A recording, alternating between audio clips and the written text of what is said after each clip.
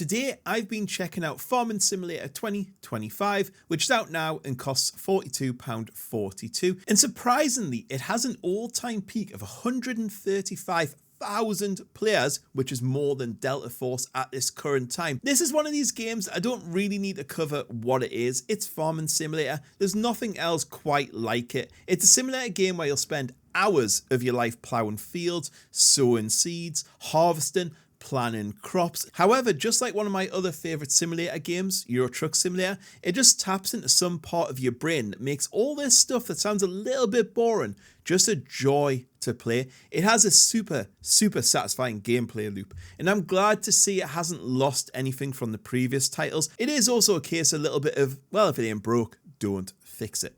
And I guess one of the first questions to ask, is it worth upgrading to this if you have all the DLC and mods for Farming Simulator 2022? And I think you've got to look at it as this is at the beginning of its cycle, so it may seem like a step back in certain areas if I'm honest, but the content will flow into the game to improve it over time. You know, there's new content coming in the shape of DLC packs. There's also a season pass which you can pick up, which costs almost as much as the base game. It's way too expensive, I think. You know, and don't forget all the mods that will be coming. So yes, maybe there isn't that rounded experience yet. However, I think it does have a better core than Farming Simulator 22 with some nice new features and gameplay elements built in. So I do think over time this will become a better game. In the base game, there are 3 different locations offering different challenges. The first, which is the North America map and Europe map, and nothing you haven't seen before. But then you have the third map, which is an East Asia map, where the landscape is full of rice paddies and you have to use very different farming methods, including flooding fields.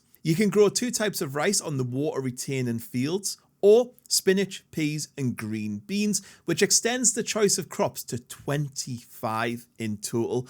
Adding Asian farming, you can roam your fields operating new types of equipment, while buffalo and goats join cows, sheep, pigs, chicken, horses and other livestock in pens and pastures. There's even baby animals now. One of the changes that I did notice pretty quickly, and I think it added a lot to the feel of the game and immersion, was that tyre tracks leave an impact thanks to ground deformation, and your tractors and machines get dirty pretty quickly as you go through your daily business. The deformation, I will say, is a little bit on the basic side, and I have a feeling mods will have some fun playing around with this. You know, I think it really added a lot to how this game looks and feels. Fields are bumpy, and I think you could feel that a little bit more in this title. Talking about the graphic engine, there's also plenty of new weather effects. The biggest is the introduction of twisters and hail. There's a few other small changes as well, like GPS assisted steering and improved automation with the AI companions. The AI is still a little bit dumb, and you will often find them stuck on a tree or riding a fence or crashed into something. They are a little bit better than the previous titles, but I just wish they had a bit more personality, feel and customization to them. There's also a pretty basic in-game tutorial to help new players, but it's way too short and it doesn't explain everything. I wish it'd just taken you through more activities and more jobs you could be doing, and I hope they improve that in the future, because it really just dumps you into the game world after a promising start. There's also a basic character creator too, but again, it's pretty basic. Gameplay wise, you run your own farm, you're buying up fields, new equipment, planting the seeds, building greenhouses, beehives, looking after the animals, selling grain and storing supplies for the winter. There is a boatload to do, and learning the seasons is pretty important. If you want to earn some extra money, you can go and take contracts out. There's a wide range of activities from things like breaking rocks, cutting down dead trees, ploughing and harvesting. You can either use your own equipment or you can rent the equipment. However, if you rent, you're going to take a hit on your profits, so it is something to bear in mind. Talking about money, I mean, the reason you're doing this is because you want to learn new crops, new things, buy more animals and stuff like that. That's where the gameplay loop comes in. There's so much to spend your money on, and I would say the game isn't too bad with giving you money, so it never feels too grindy. There is also full multiplayer support if you want to play with friends.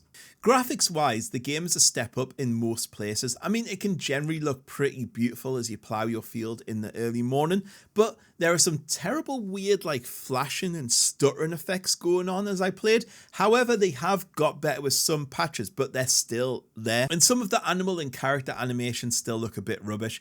The vehicles and machinery all look pretty nice with some really nice texture work. However, I would say the interior views aren't the best, and AI cars and stuff look rubbish. So the graphics can be a little bit hit and miss in some places. Sound though is as generic and boring as ever, but I guess you can't make a tractor sound any better than it does, but everything just has this like sort of flat sound to it, and I just wish the game world just felt more alive with other farmers doing stuff, your AI workers having personalities and stuff like that. It still just all feels a little bit dead. So in conclusion, with its graphics overhaul and quite a few quality of life additions, I would definitely say this game is an improvement over the previous one. However, saying that at the moment there is a lack of content, it will rely on mods to bulk it out and DLC.